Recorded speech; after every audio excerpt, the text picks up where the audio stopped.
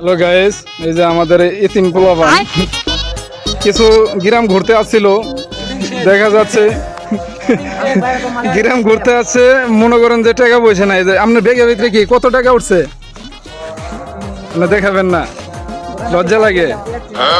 আচ্ছা, সমস্যা নাই, কিন্তু বর্তমানে যে বড় ভাই বারাদার গুলো আছে এর পকেটও টাকা নাই।